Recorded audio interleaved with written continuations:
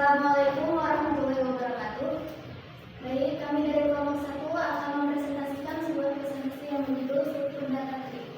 Pertama-tama perkenalkan, nama saya Aina Putri Aprilia dengan NIM 23110046. Dan saya Andika Pratama dengan NIM 23110067. Dan saya Lamriali dengan NIM 23110511. Dan saya Reti Purwakutari dengan NIM 23110042. Dan saya Ari Rudiansyah dengan NIM 23110064. Untuk yang pertama, langsung aja. Saya di sini akan menjelaskan struktur data tree.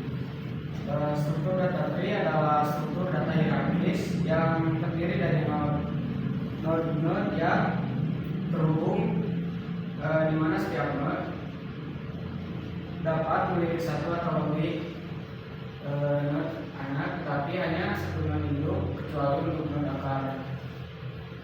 Node yang tidak memiliki induk. Lalu ada istilah dalam tree, yaitu yang ke satu node. Serupa dengan simpul node merupakan kerangka dasar dari sebuah tree atau pohon, kadang disebut sebagai tree. Lalu ada garis menghubung antara dua buah node yang menunjukkan adanya relasi hubungan di antara kedua node. Lalu yang ketiga ada root, satu-satunya node dalam tree yang tidak memiliki garis penghubung yang mengarah ke dalam root. Edge yang menghubungkan root semua mengarah keluar dari node.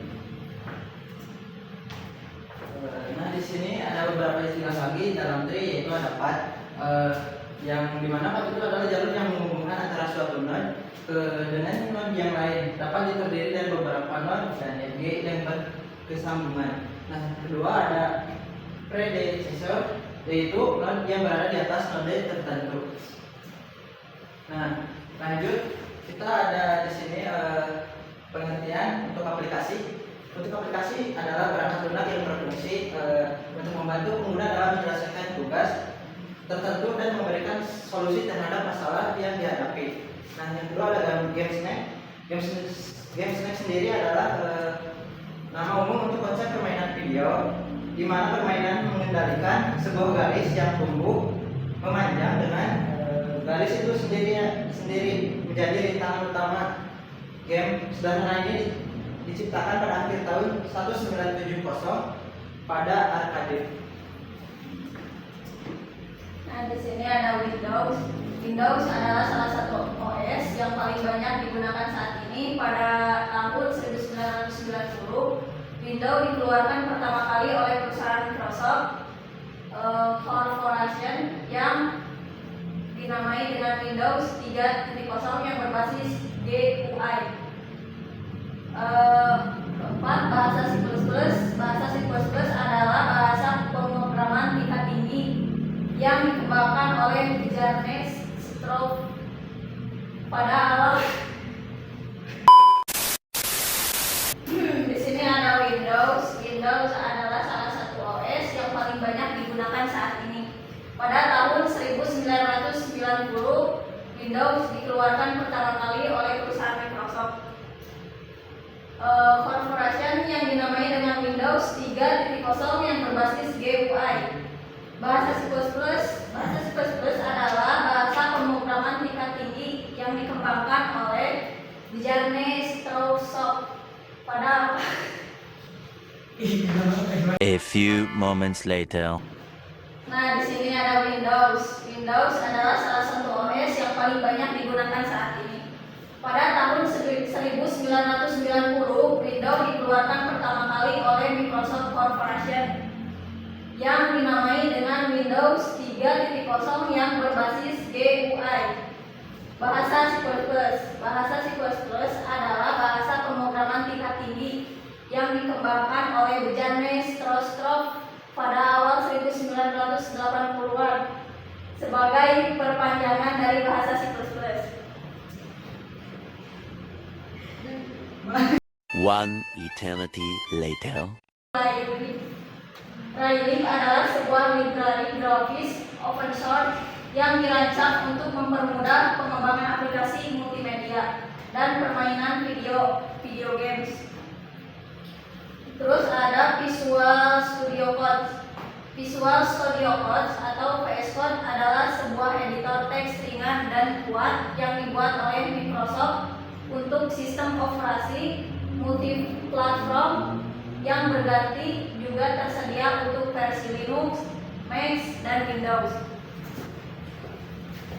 Jadi di sini ada implementasi daripada GamesNet. Yang pertama itu ada analisis.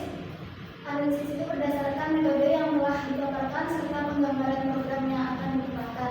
Dan analisis ini berhadapan dengan implementasi pun juga sedang dilakukan. Yang kedua adalah metode perancangan. Dalam pembuatan permainan snack tentunya dibutuhkan sebuah tahapan perancangan agar permainan yang dibuat itu sesuai dengan yang diinginkan. Yang ketiga ada perancangan tampilan. Di sini tuh ada antarmuka dari program, itu menjadi salah satu unsur yang paling penting. Dan itu gunanya untuk menarik minat pengguna serta kenyamanan visual. Yang keempat itu ada implementasi latar belakang, yaitu desain latar belakang menjadi elemen yang cukup krusial dalam tahapan merancang antarmuka dari program. Di sini ada implementasi tampilan. Yang pertama itu adalah implementasi bagian tubuh. Nah, yang di atas itu adalah kepala bagian paling ujung kanan. Ular yang biasanya memimpin pergerakan dalam gambar ini. Kepala ditujukan oleh kotak hitam tunggal di ujung kanan.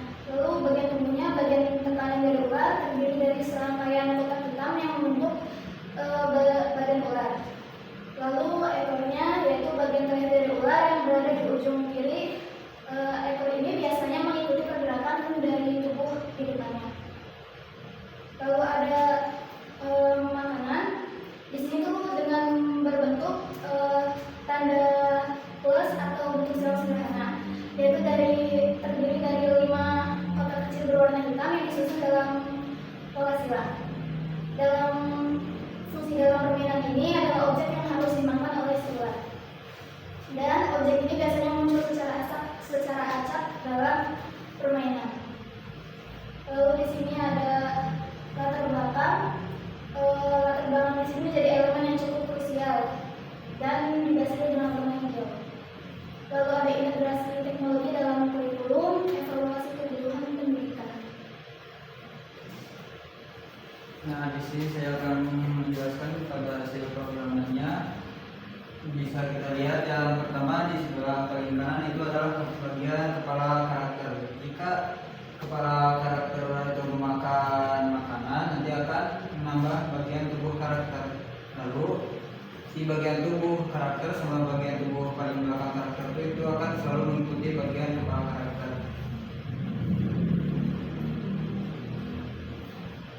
Nah, kesimpulannya yang dapat diambil dari analisis terhadap implementasi struktur data tree pada GamesNet itu yaitu permintaan snack dapat dimodelkan menjadi struktur data tree, juga dapat diterapkan ke dalam binary tree yang diotomatisasi dengan AVL.